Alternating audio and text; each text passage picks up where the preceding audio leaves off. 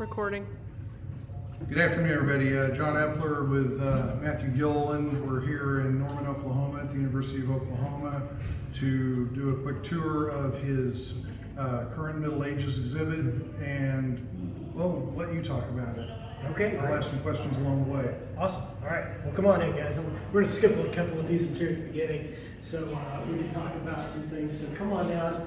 So this back wall here represents a lot of art that I have done in a very, I think, traditional medieval style, using traditional methods and materials. I sourced pigments from natural sources, oxidized metal and stone and things like that. And then I made egg tempera paint using those naturally sourced pigments.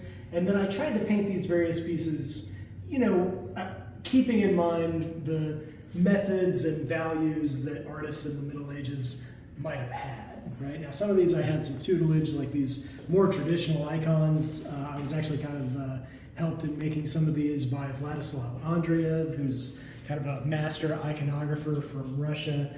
And then some of these pieces are kind of my own sort of more modern twist on traditional iconography. So, for example, the four gentlemen represented in this triptych that I made are all modern men that I grew up with in my local art club, and they've all unfortunately passed on. And I thought this was kind of a fun way to try to memorialize some of those friends of mine that are now gone. Here's another one that's a little bit anomalous in the sense that it's all traditional media. This is kind of a medieval map of the universe. But what's unusual about this is I did it on paper. And to my knowledge, and somebody can correct me if I'm wrong, but it seems like egg tempera was sort of going out of fashion as paper was becoming more broadly available. So that one might be a little bit anomalous, I'm not sure. And then as we move through here, we see we have several banners here. And most of these banners represent, people that I've known in historical reenactments and LARPing societies and things like that. Again, some of these are people who are no longer with us.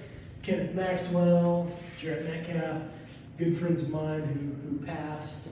And then, of course, some of these you might recognize, famous arms of William Marshall, first Earl of Pembroke, of course.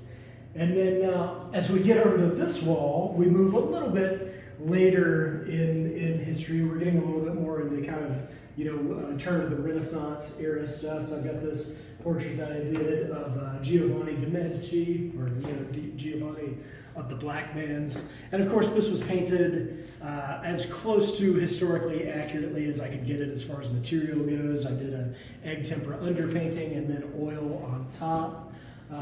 Then I have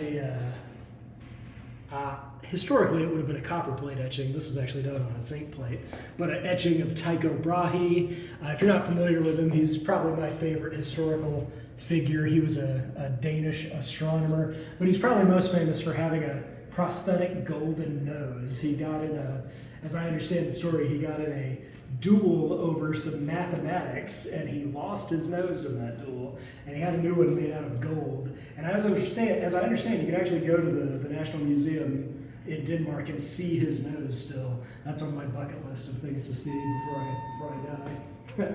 Now, this is, of course, a self-portrait I did of myself. Totally modern on this one. This one's a total cheater. This is just acrylic on canvas. And then this one, of course, is just a little, my take on the arms of Bartolomeo Colleone, who, of course, has famously funny canting arms because I guess his name was a homophone with the Italian word that means testicles, which also is Colleone. And but I think to be in the bounds of good taste, the blazon on the arms is actually 3 hearts inverted, which I think is pretty funny. And then last couple of pieces we have here are just some banners that I made, for whenever we're engaging with the company at the Link Sergeants. I made my St. Maurice banner, of course, the patron saint of the infantry. I don't know if you guys know, but John and I are both former infantrymen, so that was kind of fun thing to have on the field for us. And I like St. Maurice because he's the rare saint in history who was a black guy, but he is canonically depicted as a black guy. They didn't like whitewash him in history. And then we also have a couple of books that I have made. I'm kind of new to bookmaking, so you'll have to forgive the crudeness of some of these. Plus some of the ceramics, which I'm not terribly good at that. That's also kind of a new Oh, it's thing for excellent. me. Thank you. One thing you've done is really up the way we look at material culture. We tend to focus on fighting, some of the clothing, but to be able to get to a point where we actually have some emphasis put on the decorative culture and things people would have in their homes, and that there's color. It's not black, gray, or brown. Yeah, oh yeah. Well, when I first started getting into this life, when I first joined, my first art club, or you'd go to these overnight events, which of course were so exciting, and I don't know. I just wanted to make the environment feel more real and alive. Right. And the way that experience, yeah, and the way that I could do that was by making a big, bright, colorful banner.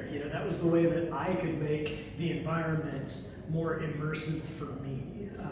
So yeah, that material culture part. I know when I started, I think nowadays people get into this life and they're kind of on the shoulders of giants because there's generations of LARPers and reenactors who have come before who've learned all these things. But I feel when you and I started, it was pretty primitive.